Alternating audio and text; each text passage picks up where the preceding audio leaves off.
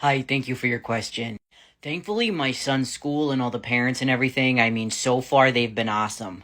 And my son is on his third public school in the district. Not because we moved or anything. It's just that, not everywhere can accommodate like his IEP at certain times. So depending on like which school had the best resources in the district to accommodate him, like he'd be switched to that one. But the one he's at now, he's been at for quite a while and he's doing great. This was actually like a huge concern of mine because I live in like my hometown, like where I grew up. So like he's in the district that I was growing up.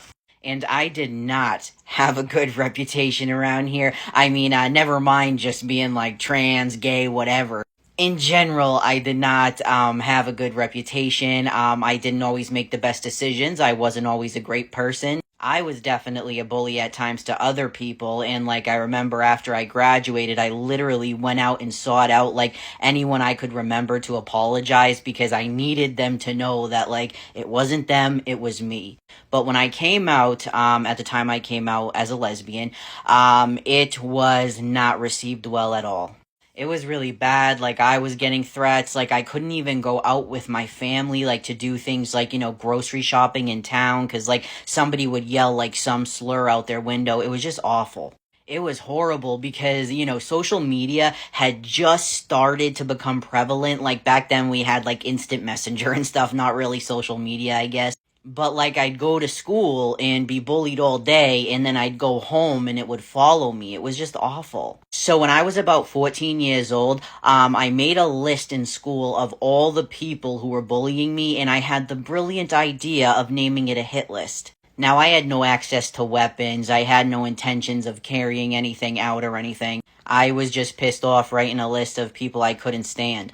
I will say this though. I remember the hatred that I felt after being bullied like relentlessly every day. And I did have so much anger, so much hatred in me that it took years to like really, just overcome that and find coping mechanisms.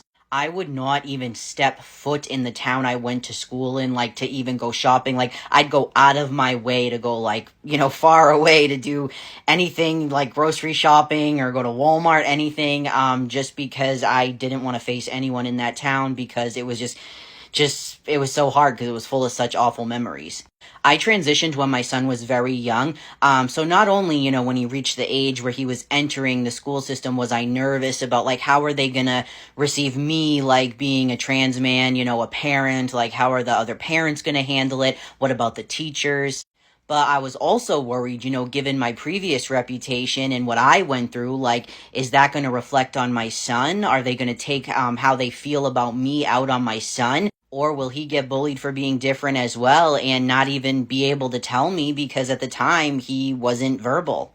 I do have to say in this, like, obviously, like, I've put in so much work to, like, become a more grounded, self-aware person, but social media was monumental in, I think, spreading the message of, our family, me transitioning, and just kind of conveying that, like, we're well, I wouldn't say everyday family, but, we have similar interests as everybody else. Our common goals are that of everybody else. Like, we just happen to be a little different. And I know for a fact, like, parents and teachers, at his schools would see our videos and it would open their minds up. And I think they sort of, took us in with, like, they were more receptive of who we are. I think probably a lot less judgmental. Also, when my son entered the public school system, I was sure to insert myself, when it came to like the PTA or like events at school, like stuff like that.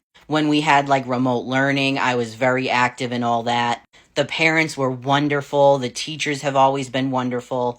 And I live in a small town in New Hampshire that is typically very red. But even so, everybody has been honestly so kind. We're so lucky. I'm so grateful. One thing that really, it just, I don't know a good word for it. It was very moving to me. Is there is this one teacher, okay, and like when I was growing up, like I said, I had a lot of behavioral issues. I was not always an easy kid. And there was this one teacher in particular, an elementary school teacher, and I was just horrible to him. Like, it was just always a struggle for him with me, and I was mean. and I ran into him like I don't know, a few months ago. And I was a little nervous. Because I was like, oh my god, he's gonna remember me. Oh my god, please don't remember me. Because then what if, like, he knows who my son is, and I don't want that to reflect on my son. And he did remember me. He's like, I remember you with the long blonde hair. And I did. I had wicked long, thick blonde hair. And he was so kind, and he was just talking about how great my son is and everything, and it was just, oh my god. To me, that is like a true teacher, somebody that really appreciates like growth and development, and like even though I wasn't always the best kid, like he recognized like where I'm at now and what a great kid I'm raising, and didn't hold it against me. I know I was a kid, but still I was awful. And was just very I don't know, graceful about it. And so I thought that was really cool, and it made me feel good. My son recently had a play at school, and it was so sweet. Like, I had to really stop myself from crying because, not only does he have so many friends at school, but he has, like, really loyal friends that are great with him, that, like, help him and, like, guide him. And I went up to one of the teachers and I was like, oh my god, that was so sweet. Like, I wish we could, like, thank them for being, like, such a great friend to my son. And the teacher was like, no, you do not have to thank anybody for being friends with him because he's a great kid and they really are just all friends. And that's so true. Like, my kid is an awesome kid. He's just fantastic, and anyone would be glad to be friends with him. And it was just great hearing that like, I didn't have to sit there and be like, oh, thank you for making accommodations and blah blah blah, because it was like, well, they just do that because they're friends and they enjoy being around each other.